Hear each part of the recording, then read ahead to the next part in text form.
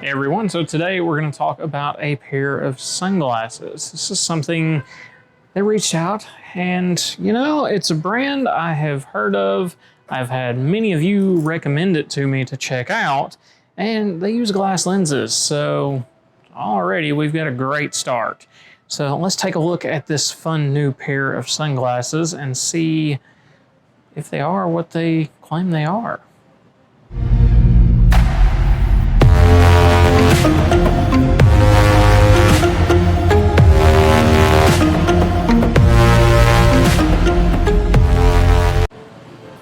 So the frame we're going to be talking about today is going to be the Clive. It's one of Revo's frames. It's been around a long time. This particular one is from their 1985 glass collection. And in fact, that would be the main line I would be interested in, because you guys know I'm kind of a nerd when it comes to optics and fit and things like that. Revo kind of having that sporting heritage and those old glass lenses, they kind of hit their heyday in the 80s and 90s, and then we didn't much hear about them any after that. They changed hands a couple times. Well, they've done that again recently, but now they're bringing back some of the stuff that made them famous in the first place, and that was their H20 glass lenses, and that is what we've got here in the model Clive. This particular one, fairly lightweight even with the glass lenses, which in my opinion, stock glass lenses are never anything that's crazy heavy. It's the prescription glass lenses are where a lot of the weight tends to come into play. As far as the overall fit and feel on these, it's pretty darn good. I'm not, I would wear this. I would definitely wear this. First of all, it's the blue mirror that I wear in so many different frames. But here's kind of the cool thing. It generally looks more like a gray lens cosmetically. The effect looking out is more of a warm yellow, kind of a contrast enhancing lens. Now, optically, I can't judge it. That's not fair because I need a prescription. These don't have it. But I can tell you, as far as the overall clarity, with versus without, lose just a little bit. I would expect that in a polarized lens. And I would also expect that in a lens that's really dark. This happens to be both of those. It's really dark and it's polarized. So you're not going to get that maximum perfect, crisp, like there's nothing in front of your eyes, because there is, and it's really dark, makes the pupils blow up, you lose some depth of field. There's a lot of reasons that happens that I'm not going to bore you with today. But these look good. Like, it's a good looking pair of sunglasses and a good looking out pair of sunglasses. Now, maybe if they had it not polarized, I would change my tune a little bit more on the lenses, but they're still really, really good. Don't let me take anything away from that with my own personal bias. Now, I will say, looking at the lights in here, they're kind of a bright point source. You can tell, and this gets back to kind of the thing polarization does in glasses. It's a laminate layer. You basically have two whiffers? Don't be sniffing the glasses, y'all. You'd be saying weird stuff like that. Two wafers with that layer for the lamination in between, and that is where your polarization comes from, so those little bars in between. So you can tell this is a two-piece glass looking at the lights, and that is, that's not something I am particularly fond of. What it amounts to is internal reflections that can't be defeated. Some of that's from the mirror, most of it is from that multi-layer for the polarized lenses. Still, I can't fault them. That's going to be any glass polar. It's the nature of the beast in this case. Overall, optics are good. Cosmetics, come on, these are cool. But I am not going to do the disservice of busting the frame and the lenses and putting my prescription in them. Maybe. Probably not. What I did want to check or mention here is, instead of the traditional spring hinge made into the frame, they've done something a little bit different here. Now, I don't know if this is the way it was in the 90s or if this is something new they've done. You've got kind of a flexible area built into the frame. You've got this kind of a rubbery material here, and it feels, you got two cores here, and then there's not really anything right there in the middle, but what it amounts to is you get a pretty darn good bit of flex out of that. So comfort's going to be really good in these when they're properly fitted, but that gives you a little bit of wiggle room, as the case may be, to get that proper fit, whether they do or not. And I am liking this more and more every time I look at it, honestly. Overall sizing is really good, so it, for me, is really good.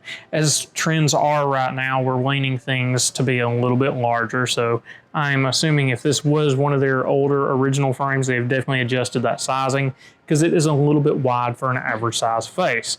That is not a bad thing in today's trends, and especially with those flexible temples there, you get a lot of room to go to a little bit larger head than mine. Mine's pretty average as far as that all goes.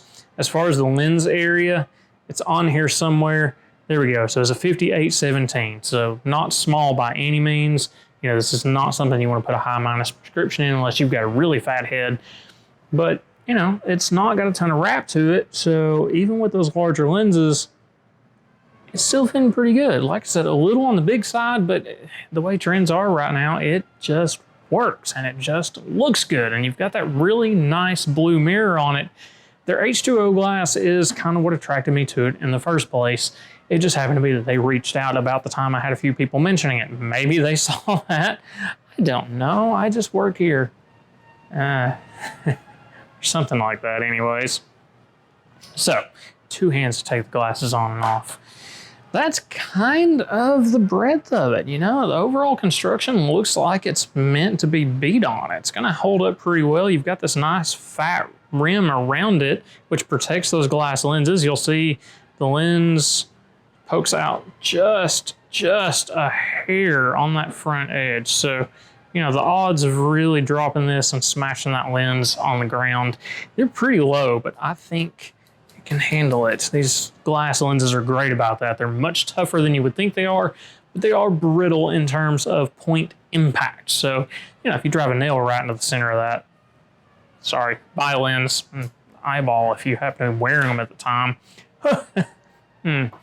Hopefully that's not the case either.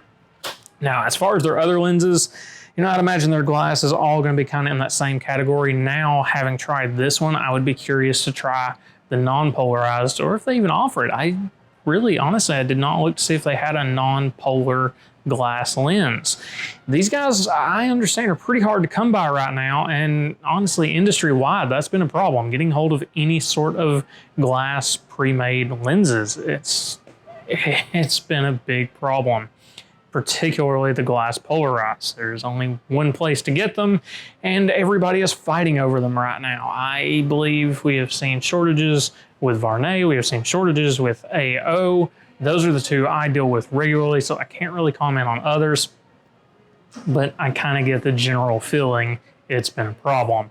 Not just frames, but the lenses themselves. So yeah, there's that. Now, going back further, I mentioned here you've got this flexible bit here, but you've got that real acetate on the back. So you can get these fitted pretty darn well to what you need, aside from having that flex and give into it. And we do have Phillips heads, which are nice to see on a frame. Overall weighting is pretty good. You know, as I mentioned with the glass lenses, to me, the glass non-prescription lenses aren't anything particularly heavy. Overall balance feels good on the face. You know, it's not super heavy on the nose. It's not super heavy on the ears. And for just the off-the-shelf adjustment, that's pretty damn good. Now, price-wise, these are going to fall a little bit on the higher end. Okay, not my higher end. Yeah. But on the higher end for your average sunglasses, they're going to cost a little bit more than your Ray-Bans or Oakleys. These in particular with the glass lenses, of course. They do have stuff that competes with that. This ain't it. These are a little bit higher strung. They're going to be in that $300 range, which for a good pair of sunglasses with good optics and a glass lens, it's not crazy. I mean, most of the Varney stuff is in that $300 range, so we can't complain. The AOs you can get for a little bit less. Their glass lens stuff, and polarized, you're about $250. So you're still right there at that $300 range. I want to say Randolph's in that same area as well. So nothing too crazy there. Can't fault them. They didn't just blow it up out of price. There you go. That's all I've got to say before I wind up falling in love with these for myself. And that is the Clive from the 1985 collection in silver with the lovely H2O glass. I'm loving it. It looks like my mirrors. That's all I've got for today. Let me know what you thought of this review, if it helped you, if you were on the fence. If you weren't, I don't sell these yet. Kind of thinking about it now. But I'll put you a link to Revo's site down there for now. No codes, no discounts. I'm not that famous yet. Let's stick with yet for now. I'm feeling it. I'll catch you guys next time.